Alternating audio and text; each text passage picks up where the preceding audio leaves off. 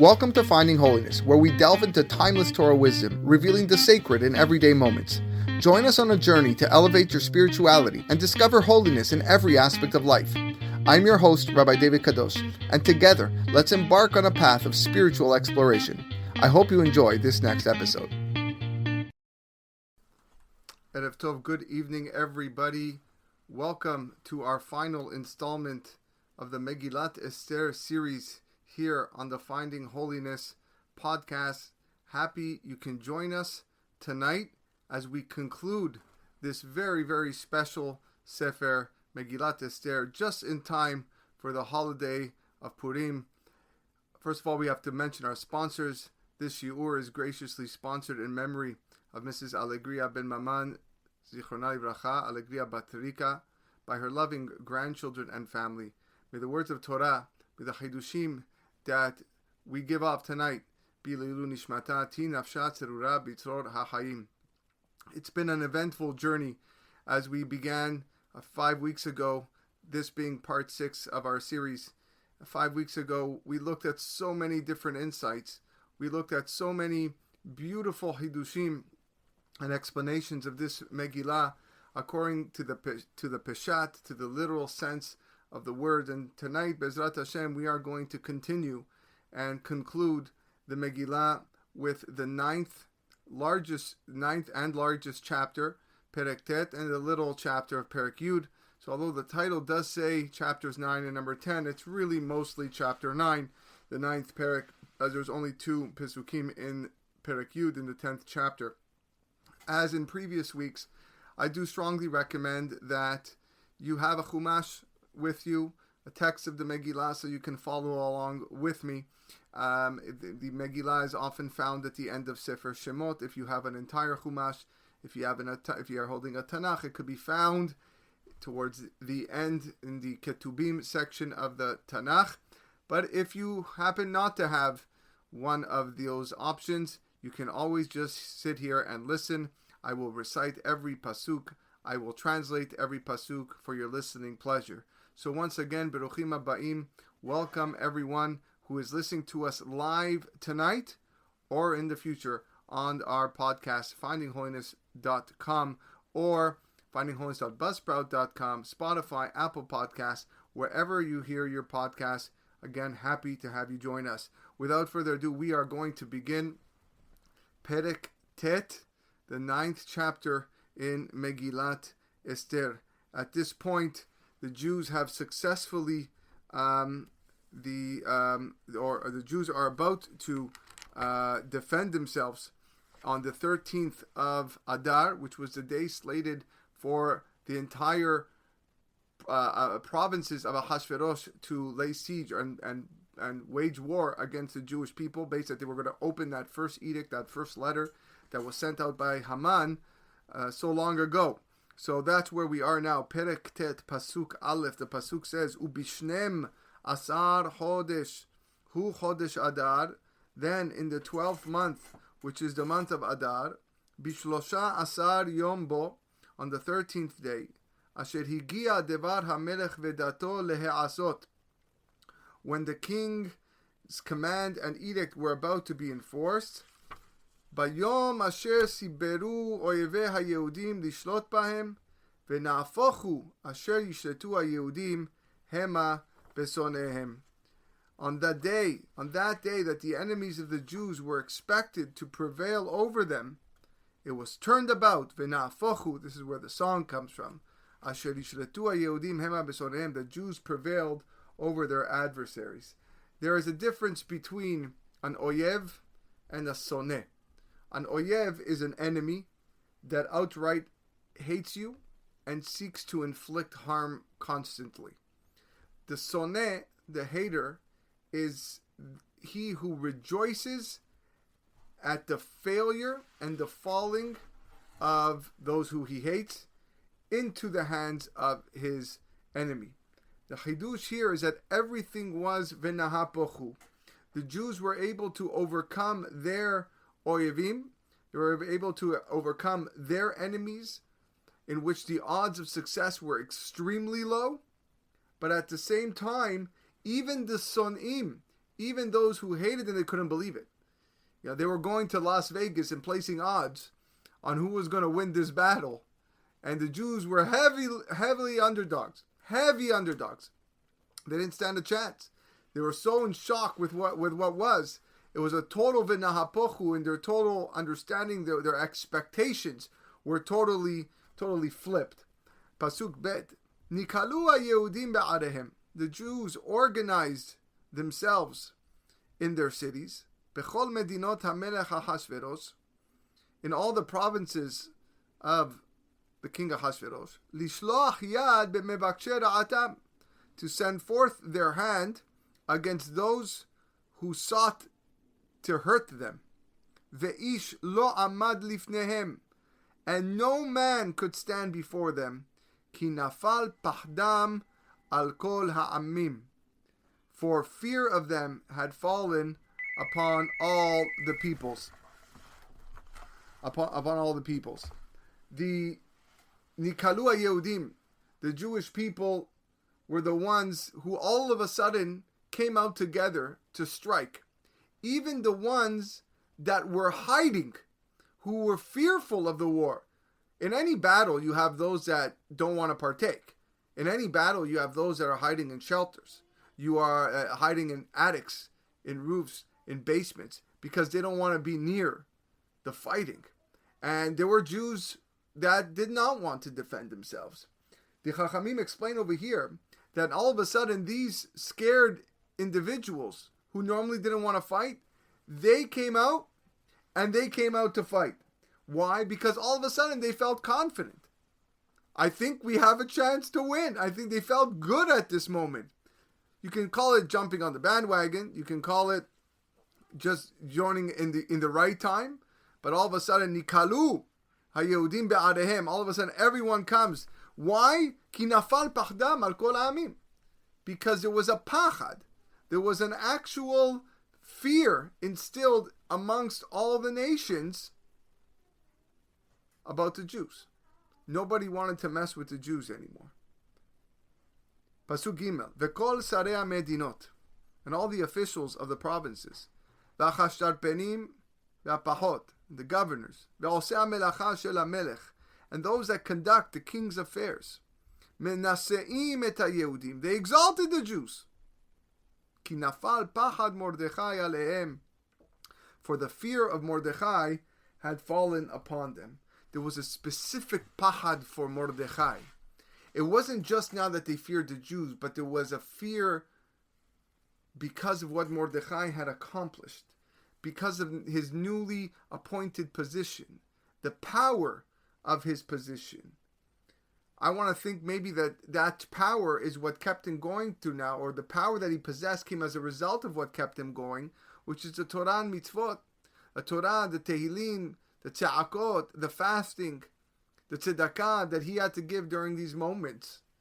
That's what gave him that koach, and that's what allowed the pachad to be effective. It allowed the fear factor to work, because he felt that he had merit now with what he did. I have mitzvot on my back. I have zechuyot, I have tzedakah in my pockets. And hence the people are going to begin, or had started to fear him. Ki gadol Mordechai bebet hamelech. For Mordechai was now preeminent in the royal palace. V'shom'o holech bechol ha'medinot. And his fame was spreading throughout the provinces. Ki ha'ish Mordechai holech vegadol. For the man Mordechai grew increasingly greater as time went on. Pasuk Hey. Vayaku ha-Yehudim bechol oibehem. The Jews struck at all their enemies. Makat cherev vehereg ve'avdan. The stroke of the sword, the slaughtering, the annihilating. Vaya'asu besonehem kirsonam. And they treated their enemies as they pleased. Those who acted openly with hostility, despite the second edict, despite the second letter that said that the Jews are not bad, that you should not attack the Jews, that the Jews have the right to defend themselves, there are still those that went out to attack. And they were knocked down. They were slaughtered and annihilated. They were taken out instantly. Ufshushan habira haregu hayehudim ve'abed 500 ish. In Shushan, the capital, the Jews slew and annihilated 500 men. 500 ish. According to the Targum, all of these men were Amalekim. They were all from the tribe of Amalek, as were the 300 in, we're going to see in Pasuk Tetvav later on, they were also Amalekim, and as well an additional 75 mentioned in Tetzain, Pasuk Tetzain. All of these people were Amalekim. These 500 people, why they mentioned here specifically, these were the strongest supporters of Haman. How do I know that? Simple. Because look where they fought. They fought in Shushan Habira. They had no shame to fight in the king's quarters, right there in the capital. It must have been the people that felt loyal to Haman even after Haman is dead. He's hung on a tree. He's got absolutely no power. He's a farce. He was proven guilty for attempting to perform genocide on an entire nation, and there were still people who were loyal to him. These were the 500 people that were killed in Shushan Habira, right outside of the palace. And then the Megillah goes on to list the 10 sons of Haman. Ve'et Parshandata, ve'et Talfon, ve'et Aspata, ve'et Porata, ve'et Adalia, ve'et Aridata, ve'et Parmashta, ve'et Arisai, ve'et Aridai, ve'et Vaizata, Aseret, Bene Haman ben Hamedata. These are the 10 sons of Haman, the son of Hamedata. Tzorera Yehudim, Haragu. The Jews' enemy, which they killed, ubabiza lo shalchu et yadam, but they did not lay their hands on the spoils. So Haman actually had many, many sons. So why were these sons, these 10, singled out? So the Rashi wants to say the following, that they were responsible for the ones that were, for the letters that were dispatched in the king's name. Which letter specifically? The letters that forbade the Jewish people from rebuilding the second Bet HaMikdash. They were the ones who were responsible for those letters. Some say they even managed to convince the king for sure not to do it, to resume the reconstruction of the Bet HaMikdash. According to the Midrash Birkei de Rabbi Eliezer, Haman had another 30 sons in other lands, but these were the 10 that were the scribes of the king, similar to what Rashi says, that they were the ones who they distributed the letters. Here, Birkei de Rabbi Eliezer is saying they were actually the writers, the scribes of those letters. The Targum says Haman had many, many more sons, more than the 10 mentioned here. One of them was Shimshai. Shimshai, whose name is not mentioned in these 10, but Shimshai was actually the king's personal secretary.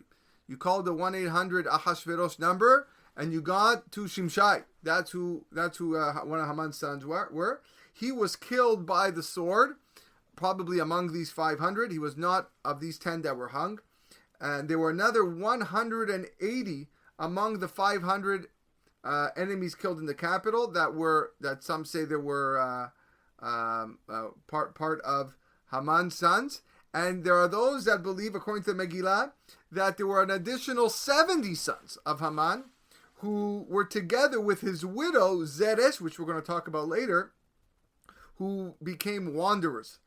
Nevertheless, each son was prominent in their own way and equal to the 500 men that were murdered before, that were mentioned before. That's why they were given their own line. If you look at the Megillah, the 10 sons of Haman have to be written on their own line, otherwise the Megillah is not kasher. So they were given their own line because of that.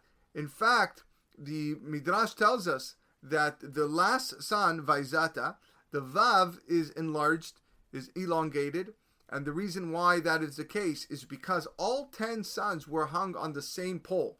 The pole was so long that they had them stacked vertically all the way up. It wasn't 10 individual gallows that were made for the sons of Haman, but rather it was one long pole, as symbolized by that vav in Vaizata. Notice how Bnei Israel, or the Jewish people, didn't take any spoils. Took no spoils. Why not? Why not take it? That's war. You win a war, you grab the spoils. So they actually had smart thinking here at this moment. They left the spoils for the king in order to win his favor. You know, you still want to be on the good side of the king. The king is still in charge. Ahasuerus is not going anywhere. So they left it there so that the king could take it. Is what's brought down in the Ebenezer. Moving on to Pasuk Yud Aleph in Perek Tet. Vayomahu ba mispar harugim b'Shushan habira lifnei HaMelech. That day, the number of those killed in Shushan habira was reported to the king. From the number of dead that was reported, Ahasuerus came to appreciate how precarious the situation actually was for the Jews, and he encouraged Esther, says the Al-Shikh, to make a further request on their behalf. But at the same time, Vayomer HaMelech pasuk Yudbet, Vayomer HaMelech le'Esther HaMorkav b'Shushan habira haregu Yehudim ve'abed 500 ish. In Shushan, the capital, the Jews have slain and annihilated 500 men. Ve'et Aser b'nei Haman, and the 10 sons of Haman. Bishar medinot HaMelech me'asu. What have they done in the rest of the provinces? Ma shelatech ve'inaten lach, u'ma bakashatech od ve'te'as. What is your request now? It shall be granted to you. What is your petition? It shall be fulfilled. So the Al-Shikh says that the Megillah in Masechet Megillah, the Talmud in Masechet Megillah says that the tone of this pasuk, the way Ahasuerus is wording the question, it's clear that he was on the verge to say something really, really harsh here. What do you, Esther, do you not see what happened? 500 people are now dead in the capital of Shushan. The Jews have killed 10 sons of Haman. Can you imagine what's going on in the other provinces? And you would think that what comes afterwards would halt, ceasefire instantly of this attack. But that's not what happens.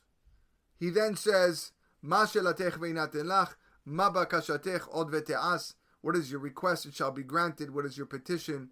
It shall be fulfilled. And this must have been a miracle, says the Gemara. There was a miraculous intervention that caused his mood to return to a good one, because that's not how the pasuk started. Pasuk Gimel. Vatomer Esther. Esther says, "Okay, you asked me for a request. Im ala melech tov. If it pleases the king, yinaten gam mahar la Yehudim asher b'Shushan. Let tomorrow also be given to the Jews in Shushan. La'asot kedat hayom, to act like they did today. Ve'et aseret bnei Haman yitlu ala etz, and let Haman's 10 sons be hung on the gallows." These are the bodies of the 10 sons that were mentioned in the previous psukim that we read. And the reason why she requested this, says the Malbim, is to instill fear in the remaining enemies. There are still people fighting, so want to instill fear. They see the dead bodies hanging on the gallows. Hey, who did that? The Jews? Oh, I don't want to mess with the Jews. These were the gallows, the Targum says, that was 50 cubits together with the father, with Haman himself. Vayomer HaMelech lehe'asot ken. So the king ordered that this shall be done. V'tinaten dat b'Shushan, and a decree was distributed in Shushan. V'et aseret b'nei Haman talu, and they hung Haman's 10 sons. Where was Zeresh? Where did she go? We don't hear from her anymore. So the Midrash tells us that she took 70 of her sons and she fled. And she actually became a pauper. She became a very poor person, collecting alms from door to door. A person just knocking. A woman who was considered and thought to be one of the wealthiest, prestigious Isha Hashuvah, and now all of a sudden she is there collecting grain just to stay alive. Her and her 70 sons. She literally lost all of her fortune, and was left with really not much. But she did remain alive. And why is that the case? I didn't see anything written, but I want to say maybe that the reason why she was kept alive is because she changed her tone in the end. She realized, as we learned in the previous shiur, that there was no way you were going to beat Mordechai. It just wasn't going to happen. She understood that being that Mordechai had God on his side, being that Mordechai came from the Yehudim, and he had that emunah, she tried convincing Haman, you're not going to beat him. You won't be able to defeat him. And that recognition was enough of a zechut, of a merit, to keep her alive during this time. Pasuk Tedvav. Vayika'alu Yehudim asher b'Shushan. The Jews that were in Shushan assembled Gam beyom arba'a asar lechodesh Adar, also on the 14th month of Adar. Vayahargu b'Shushan shelosh me'ot ish, and they slew 300 men on the 14th.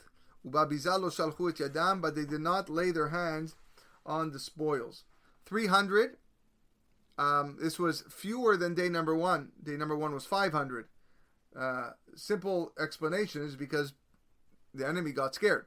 After you lose 500 men, then they didn't want to really go out and fight much again. So they only 300 died in the second battle in Shushan. Ushara Yehudim, pasuk Tetzayin.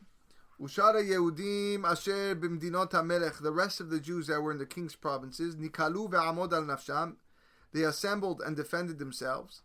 Ve'noach me'oibehem, gaining relief from their foes. Ve'harog besonehem, chamisha v'shivim aleph, and they slayed in total 75,000 of their enemies. Uvabizal lo shalchu et yadam, and they did not lay their hand on spoils. Beyom shelosha asar lechodesh Adar, on the 13th day of the month of Adar. Ve'noach be'arba'a asar bo, and they gained relief on the 14th day of Adar. Ve'aso oto, and they made it Yom Mishteh Simcha, a day of feasting and gladness. They felt relief. Ve'noach, how did they feel relief? They felt relief because they only fought one day. For the Jews outside of Shushan, they only fought on the 13th. So the 14th was a day of relief. It was a day of celebration where they were able to enjoy a feast. That was for everybody outside the city of Shushan. But remember, Esther already requested that the city of Shushan be able to fight one more day. So Pasuk Yudched, Yehudim asher b'Shushan, but the Jews that were in Shushan, Nikalu bishlosha asar bo, they assembled on the 13th, ube'arba'a asar bo, and on the 14th. When did they get relief? Ve'noach b'chamisha asar bo, they got relief on the 15th. Ve'aso oto yom mishteh ve'simcha, and they made it a day of feasting and gladness. Alken, and therefore, haYehudim haperazim hayoshvim be'arei haperazot, the Jewish villagers who lived in unwalled towns, osim et yom arba asar lechodesh Adar, then they make the 14th day of Adar, which is like we celebrate Purim outside of walled cities, simcha u'mishteh v'yom tov, gladness, feasting, and a festival, u'mishloach manot ish lere'ehu, and as well for sending delicacies to one another. So simcha, mishteh v'yom tov. Simcha, gladness, means no eulogies. Not allowed to have eulogies on Purim. Mishteh, you have to have a feast. It's asur to fast, asur beta'anit on Purim, and Yom Tov. Initially, when Mordechai declared and Esther declared this as a holy day, it was a Yom Tov. They weren't allowed to do work. Eventually, it was changed that work was allowed to be done. But as Shulchan Aruch is posek, that even though work is allowed to be done on Purim, en no roeh siman beracha, a person that does work on Purim will not see any blessing from that work. So it's always best to avoid work on the holiday of Purim, because originally was declared as a Yom Tov. Umishloach manot. Okay, mishloach manot, of course, is the requirement to send 2 edible foods, 2 edible items to at least one person. Mishloach manot ish lere'ehu, to his friend. This is all hinted in this pasuk and later on as well in pasuk kaf bet, as we're going to see. But we are now pasuk kaf, verse 20. Vayichtov Mordechai et hadebarim ha'ele. Mordechai recorded these events. Vayishlach sefarim et kol hayehudim, and sent letters to all the Jews asher bekol medinot Amalek Ahashverosh, who were in all the provinces of Ahashverosh, hakerovim ve'arechokim, both the near ones and as well the distant ones. So what exactly did he write down? As the pasuk says, Mordechai wrote down all these things. So Rashi says he wrote down the Megillah. The exact Megillah that we have it right now, these 9 full chapters and a little bit of 10, that's what he wrote down according to Rashi. Some say he only wrote down a brief summary that is going to be read in pasuk Kaf Dalet and Kafei, verse 24 and 25, which was a summary to persuade all the Jews to accept the celebration of the holiday of Purim as law. That's what the Vilna Gaon says and the Malbim.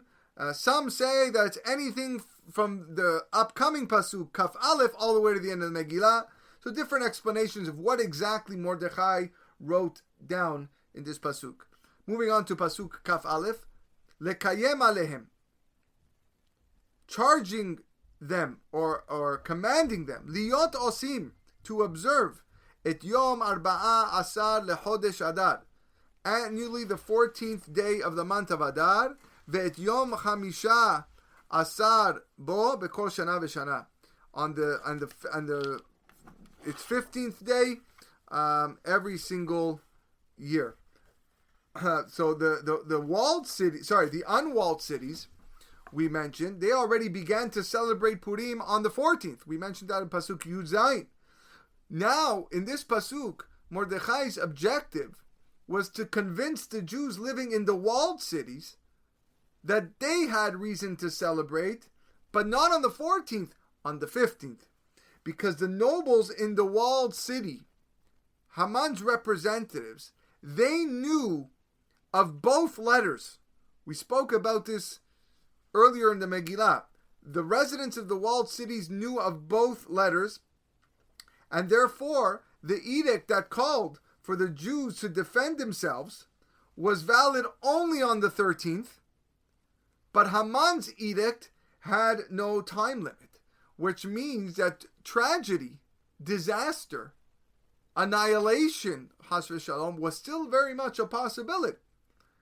And it was only after the 14th had passed of Adar, only that when that day had passed without incident, that is when it was clear to the nobles that they rejected the first edict altogether, and on the 15th they were able to celebrate. And that's what's being what Mordechai wanted to. He wanted to persuade the Jews in the walled cities at this point. Pasuk Kaf Bet. Kayamim asher nachu bahem hayehudim oibehem, as the days on which the Jews gained relief from their enemies. Ve'achodesh asher nepach lahem miyagon lesimcha ume'evel leyom tov, and the month which had been turned from them from one of sorrow to gladness.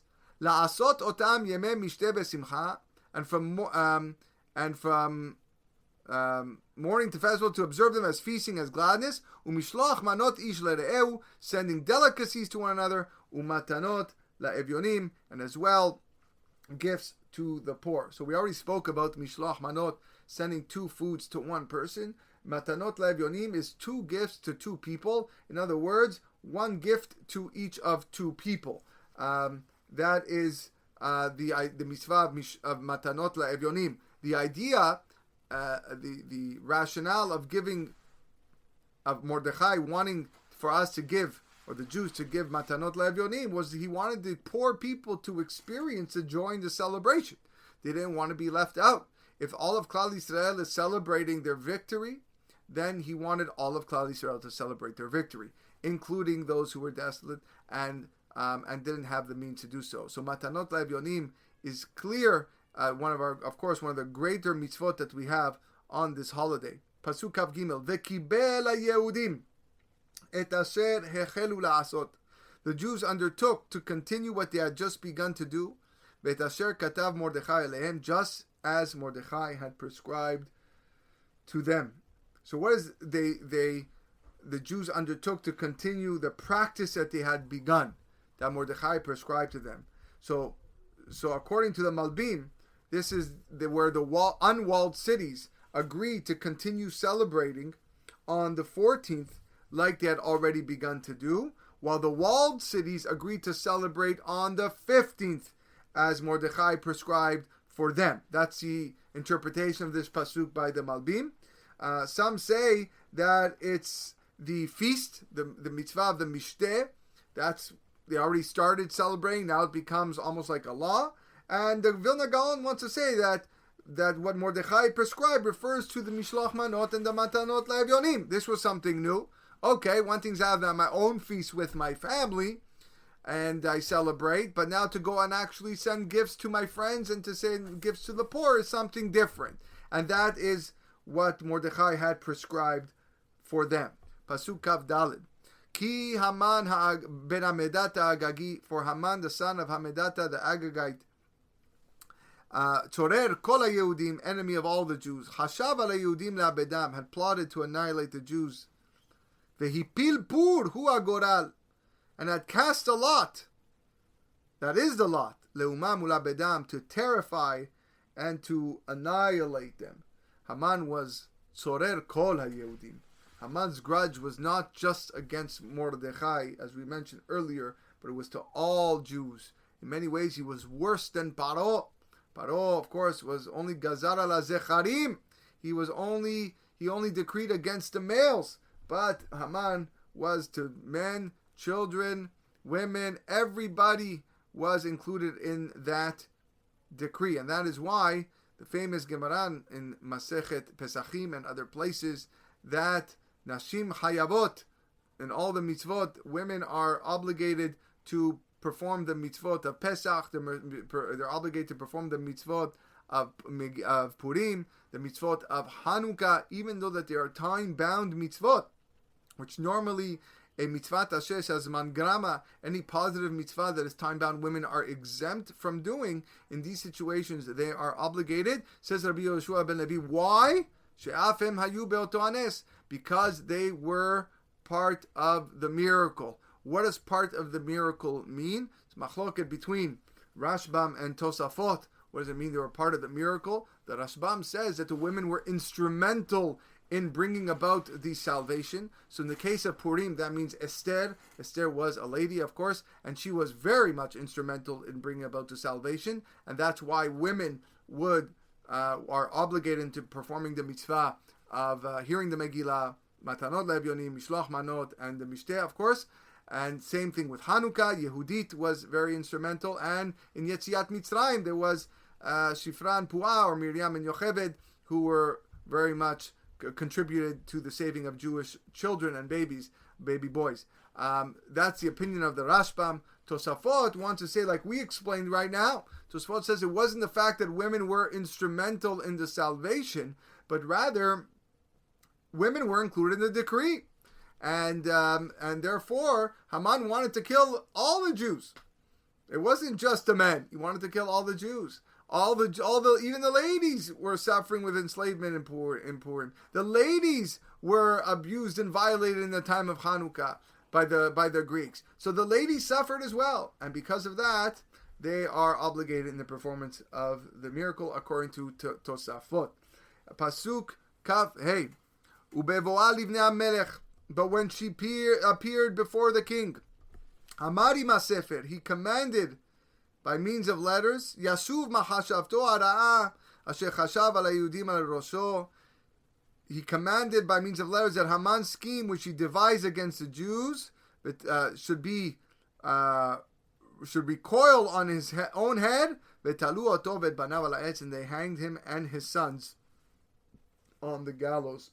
Amar im hasefer. Mordechai, this strange use of terms over here, literally it means he said on the scroll or on the book. some of the Mefarshim want to explain that Mordechai wanted specifically to mention in the Megillah that Esther had come to the king to save the Jews' lives. It was really, really her. Called Megilat Esther. We spoke about this in the first or second shiur of this series, but he wanted that specifically in the book. That's Amari Masefer. Alken, Kareu layamim ha'ele Purim. We're in Pasuk Avav. Therefore, they called these days Purim al Shem HaPur, because from the word Pur, the lottery. Alken al kol divrei igeret hazot. Therefore, because of all that was written in this letter, umarau al kacha, and what they had seen concerning this, umaigia alehem, and what has happened to them. The main miracle that was the Pur was overturning the influences of the astrologers that was represented by the Pur. Plus, of course, there was a huge delay. The Pur turned out to be a miracle because it only landed 12 months from now. So therefore, the Jews had time to prepare rather than be killed immediately. Imagine if Haman would have picked out a day in the immediate future. The Jews wouldn't have known. It would have been much more disastrous. Pasuk Kaf Zain. Vekibelu haYehudim alehem. The Jews confirmed and undertook upon themselves, ve'al zaram, and their children, their offspring, ve'akol hanilvim alehem, and anyone who might join them, ve'lo ya'avor, without fail, liot osim et shenei hayamim ha'ele, kichtavam v'chizmanam, be'kol shana v'shana, to observe these 2 days in their prescribed manner, in their proper time each year. Which means ve'kol hanilvim alehem, and upon all those who might join them. Says Rashi, future converts.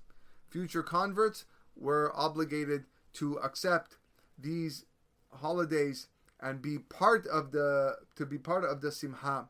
Pasuk Kafchet, ve'ayamim ha'ele, these days, nizkarim ve'na'asim bechol dor vador, should be remembered and celebrated by every generation, mishpaha u'mishpaha, every family, medina u'mdina, every province, ve'ir va'ir, and every city. V'imei Purim ha'ele lo ya'avru mitoch ha'yehudim. These days of Purim should never cease from among the Jews. Ve'zichram lo yasuf mizaram, nor shall their remembrance perish from their descendants. Niskarim bena'asim. They are remembered by the fact that we publicly read Megilat Esther on the holiday, and it's na'asim, it's observed by the feasting, by the fact that we send gifts to our friends, by the fact that we send gifts to the poor people, says Rashi. This is how the holiday becomes an action. It becomes something tangible by the fact that we perform these mitzvot. V'imei Purim ha'ele, these days of Purim shall never cease, and the memory shall never die out. The rabbis said from this pasuk, we are assured by Nevuah that the book of Esther, Megilat Esther, was written with this divine inspiration. It was written Beruach HaKodesh. Not only that, from this pasuk we see that Purim will never be annulled. While the other holidays in the time of Mashiach will no longer exist, but Purim will still be here. The reading of Megilat Esther will continue to take place, as is mentioned in this pasuk. Pasuk Kaftet. Vatichtov Esther Hamalka bat Abihail. The Queen Esther, daughter of Abihail, wrote, Umordechai HaYehudi, along with Mordechai the Jew, et kol tokef, with full authority, lekayem et igeret hapurim azot hashenit, to ratify the second letter of Purim. With full authority, et kol tokef. The sages at the time, says the Malbim, they were reluctant to institute a new holiday. We're going to have a new holiday? Are we allowed to make a new holiday? They were worried. But Mordechai requested it. So what did Esther do? She backed Mordechai et kol tokef with the authority of her position. And at the same time, she requested from the Anshe Knesset Agdolah to make her book, the Megilat Esther, part of the biblical canon, part of the 24 books of Tanakh. That's et kol tokef. Rashi wants to say that the meaning of et kol tokef was that they wrote about the power of each personality that was involved in the story of Purim. Mordechai and Esther had to teach the Jewish people why this story happened. Let's not forget that 9 years prior, the Jewish people sinned at the feast of Ahasuerus. 9 years later, they are saved by Hakadosh Baruch Hu. And last but not least, in this pasuk, this is the first time that we see who Esther's father was. Esther Hamalka bat Avihail. Now we could reveal her lineage. Now we know who she is, because now she felt proud of where she came from. She's a Jew. And that's why the pasuk refers to her as Esther Hamalka bat Abihail. Moving on to pasuk Lamed, verse 30. Vaishlach sefarim et kol haYehudim el sheva ve'esim u'mea medina. Dispatches were sent to all the Jews to the 127 provinces. Malchut Ahasuerus, in the kingdom of Ahasuerus, divrei shalom ve'emet, with words of peace and truth. They wrote words of peace to appease anyone who had opposed to that request of a new holiday, and they wrote words of truth to show that they were on firm legal ground from Jewish law. Once you have it accepted by Anshe Knesset Agdolah, by the Bedin, that's it, it's done. Some want to say, says Imam Loez, what does it mean, truth and peace? Divrei shalom ve'emet, so that they can merit the building of the Bet HaMikdash, the second Bet HaMikdash, which was yet to be built. That only stands on emet v'shalom, on truth and peace, and that's what they were hinting in these letters that were sent out. Pasuk Lamed Aleph, lekayem et yemei haPurim ha'ele bizmanehem, to establish these days of Purim on their proper dates. Kasher kiyam alehem Mordechai Yehudi ve'Esther Malka, just as Mordechai the Jew and Queen Esther had enjoined them. V'chasher kimu al nafsham ve'azaram, and they confirmed upon themselves and their children, divrei atzomot ve'za'akatam, and their lamentations, divrei atzomot ve'za'akatam, the fasts and their accompanying lamentations, as a precedent for adopting a day of remembrance that did not come from the Torah. What did Esther do? She cited the 4 fasts over the destruction of the Bet HaMikdash. Tisha B'Av, Shiva Asar B'Tamuz, Asara B'Tevet, and Tzom Gedalia, which came after. All these 4 fasts have to do, which were instituted later. So she brought it up to the members who were opposed to this. And she says, listen, we have 4 fasts that have to do with the destruction that were brought up by the Chachamim. So why can't we have a holiday? Some want to say that it wasn't for the holiday why she mentioned this. It was to decree Ta'anit Esther. It was to decree yet another fast, which was going to be observed on the 13th of Adar, as what we do. The 13th of Adar, we fast this Ta'anit. That's how the Ibn Ezra explains this. Pasuk Lamed Bet. Uma'amar Esther kiyam divrei Purim ha'ele v'nichtab b'sefer. Esther's law confirmed these regulations for Purim, and it was recorded in a book. It was ratified. Her argument, some say her authority as queen, was successful in the fact that she was able to persuade and convince the Chachamim that the holiday takes effect, or the fast takes effect, or both of them take effect. V'nichtab b'sefer, and it's written in a book. Eventually, the Chachamim acceded to the request, and Megilat Esther, the book of Esther, became part of Tanakh, says Rashi. According to Ibn Ezra, it's this whole thing is talking about a second letter which was recorded in a book which we don't that doesn't exist anymore. We don't know where it is. Perek Yud Pasuk Aleph. Vayasem Hamelech Achashverosh mas ala aretz ve'iyayam. Achashverosh levied attacks on the mainland and the islands of the sea. 100 of his provinces were continental and 27 were islands, and that's learned from the gematria of the words Iye is 27, Ve'iye Hayam is 27, so we see that there's 27 islands. Some say that this was on neighboring lands that were not part of his kingdom, but that Ahasuerus was able to assume with the help of Mordechai's advice. So here we see that Mordechai takes upon himself a new power. He's now in a high-level position in the government, and he's using that to help the king. Pasuk Bet. V'kol ma'aseh tokbo u'gvurato. All of his mighty and powerful acts. Uparashat gedulat Mordechai, and the account of the greatness of Mordechai. Asher gidelo Amalek, whom the king had promoted. Halohem ketuvim al sefer divrei yamim, are recorded in the book of Chronicles, lemalche Madai uparas, of the kings of Media and Persia. Ki Mordechai Yehudi, the final pasuk in Megilat Esther. For Mordechai, the Jew, Mishneh LaMelech Ahashverosh, was viceroy to King Ahashverosh. Vegadol Yehudim, he was a great man among the Jews, and he found Veratzui Lerov Echav, and he found favor with many of his brothers. Torestov le'amo bedover shalom lekol zaro. He sought the good of his people and spoke for the welfare of all of his seed and his children.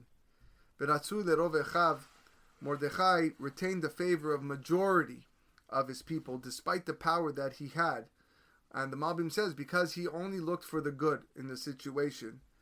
But once he became involved in the kingdom, in statecraft, he had less time to study Torah. He could not devote much of his time to Kodesh, to holy matters. And as a result, says the Gemara Masechet Megillah, he didn't have unanimous support of all the Chachamim. Says the Ibn Ezra, one of my favorite Hidushim here, he says, there is absolutely no criticism intended for Mordechai. You know why? Because it's impossible to please everyone. In life, you will never please everyone. Even you could be Mordechai Yehudi. You could save the entire nation from annihilation. You could be promoted to become viceroy of the king, Mishneh LaMelech, and you're still not going to please everyone. It's a lesson in life. That's just simply what it is. Dover Shalom lekol zaro, and lastly, he spoke for the welfare of all of their descendants, the Jewish people's descendants. All of Bnei Israel became his descendants because they're alive as a result of his actions and Esther. All of his descendants, he made an effort to appease them. Some say he made an effort to appease even the non-Jews of Ahashverosh's kingdom so that they won't seek revenge against his own descendants. There was peace in the lands at this point.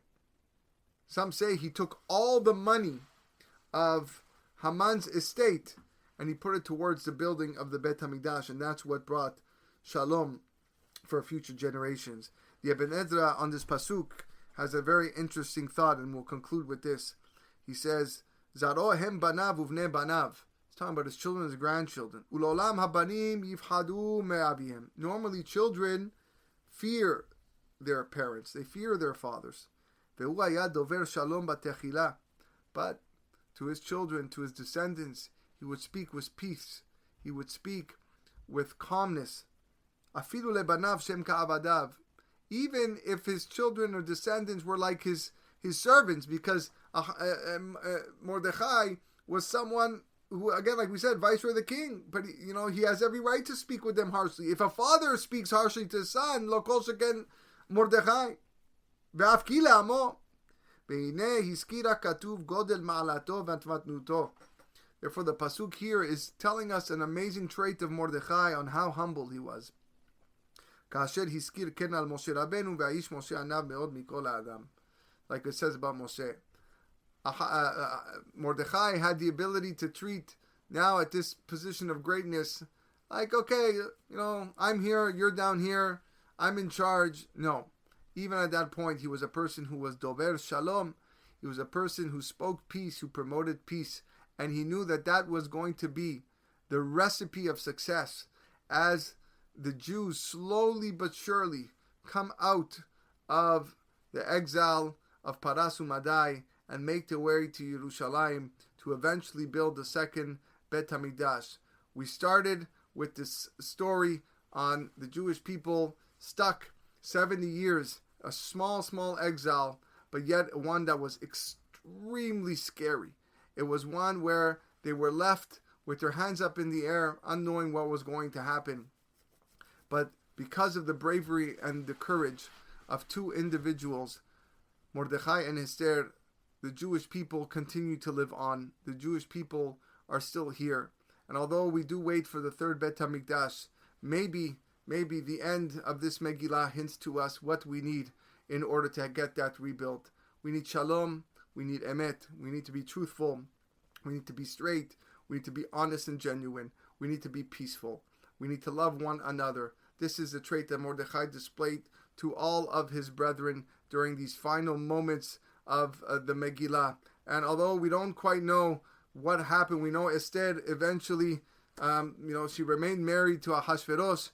It is said that Mordechai and Esther are still buried in Iran, in Persia, which means that they may have not have left with the